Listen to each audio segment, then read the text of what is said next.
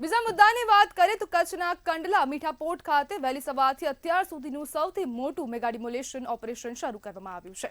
Deendayal port authority અને પૂર્વ કચ્છ જિલ્લા પોલીસની સંયુક્ત કામગીરી હેઠળ 20 જેસીબી, 20 હિટાચી, 40 લોડર, 40 ડમ્પર અને 100 ટ્રેક્ટર સાથે અતિ વિશાળ પ્રમાણમાં દબાણ હટાવવાની કાર્યવાહી ચાલી રહી છે. સુરક્ષાના ભાગરૂપે 40 અધિકારી અને 500થી વધુ પોલીસ કર્મીઓને તૈનાત કરવામાં આવ્યા છે. ડ્રોન કેમેરા દ્વારા સતત મોનિટરિંગ ચાલુ છે. આ વિસ્તારમાં આવેલી 250 કરોડની કિંમતની 100 એકર જમીન સંપૂર્ણપણે ખુલ્લી કરી દેવામાં આવશે. કંડલા મીઠાપોર્ટનો આ વિસ્તાર ગુનાહિત પ્રવૃત્તિઓ માટે કુખ્યાત રહ્યો છે. અહીં 4000 થી 5000 જેટલા લોકોનો વસવાટ હતો, જેમાંથી મોટા ભાગના લોકો શરીર સંબંધિત, મિલકત સંબંધી પ્રોહિબિશન તેમજ પેટ્રોલિયમ એક્ટ અને damage two public property act સંબંધિત ગુનાઓમાં સંકળાયેલા હતા. તમામ રહેવાસીઓને નોટિસ અપાઈ હતી. તે બાદ જ ડિમોલેશનની કાર્યવાહી શરૂ કરવામાં આવી હતી અને મોટી સંખ્યામાં પોલીસનો કાફલો પણ ઘટના સ્થળે તૈનાત કરવામાં આવ્યો હતો.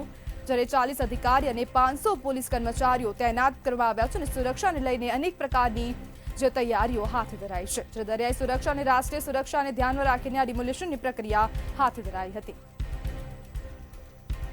ત્યારે સાથે સામાજિક અગ્રણી રાજભાઈ ગઢવી જોડાઈ ગયા છે. રાજભાઈ, કંડલા મીઠા પોર્ટ પર આ સૌથી મોટું ડિમોલેશન હાથ ધરવામાં આવ્યું છે, શું કહેશો?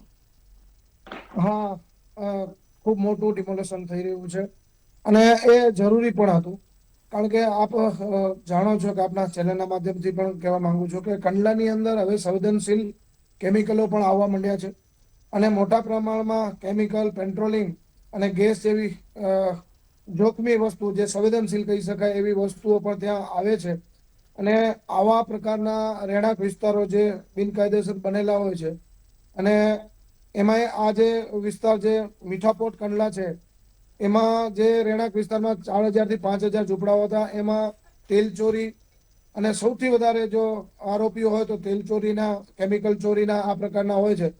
આમાં કોઈ અનિચ્છનીય બનાવ ન બને એના માટે પોલીસ અને કંડલા પોર્ટની સંયુક્ત કામગીરીમાં બહુ મોટું ડેમોલેશન ચાલી રહ્યું છે અને રાષ્ટ્ર માટે અને દરિયાઈ સુરક્ષા માટે આ ડેમોલેશન જરૂરી હતું.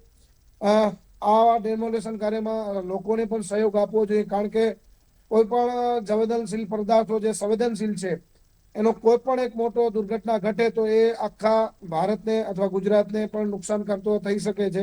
અને આજુબાજુમાં રહેણાંક વિસ્તાર હોવાથી આ જે સુરક્ષામાં ચૂક પણ થઈ શકે, એટલા માટે આ ખૂબ સુંદર કામગીરી કહી શકાય અને પોલીસ પ્રશાસન અને કેપેટીને અમે અભિનંદન પણ પાઠવીએ છીએ. રાજભાઈ, હવે જે કુખ્યાત લોકો હતા તે લોકોને આ જગ્યા પરથી હટાવવામાં આવ્યા છે, દબાણો દૂર કરવામાં આવ્યા છે. તો જે કુખ્યાત છે, જે લોકો ગુનાહિત પ્રવૃત્તિ કરી રહ્યા છે, તો તે લોકો અન્ય જગ્યાએ જઈને પણ ગુનાહિત પ્રવૃત્તિ તો કરવાના જ છે. તો તે લોકોને ડામવા માટે દબાણ હટાવવાની કામગીરી જ માત્ર કેમ?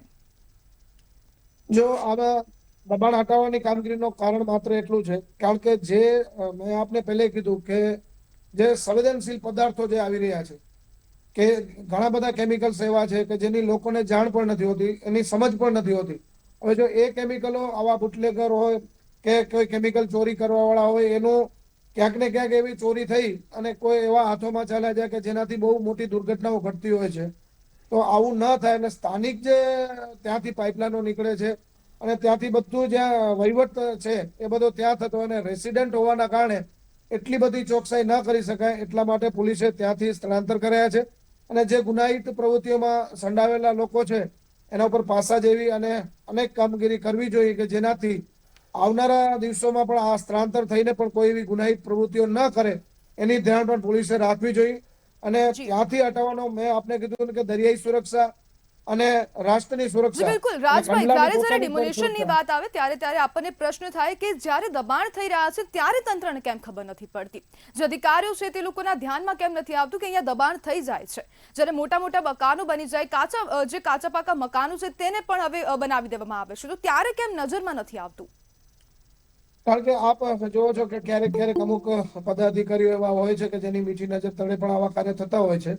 કારણ કે કેપેટી અને એની જગ્યા છે, પણ પોલીસ પ્રશાસને ખૂબ સુંદર કામગીરી કરી છે. અને આપને હું જણાવીશ કે અમુક દબાણો વર્ષો જૂના છે કે જે આમાં જોવા જઈએ તો આપણે કંડલાની હિસ્ટ્રીને ગણશો તો કેટલા વર્ષોથી તેલ ચોરી કૌભાંડમાં તો હજારો વાર કંડલાના નામ આવેલું છે.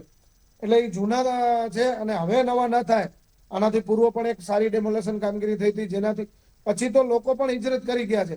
પણ જેના મનસુબા મેલા છે એ લોકો ત્યાં કને રહી અને આવી અનૈતિક પ્રવૃત્તિઓમાં કે જે ગુનાહિત પ્રવૃત્તિઓ છે એમાં જોડાયેલા લોકો ત્યાં વધારે રહેતા હતા. જી બિલકુલ રાજભાઈ, જોડવા બદલ આપનો આભાર.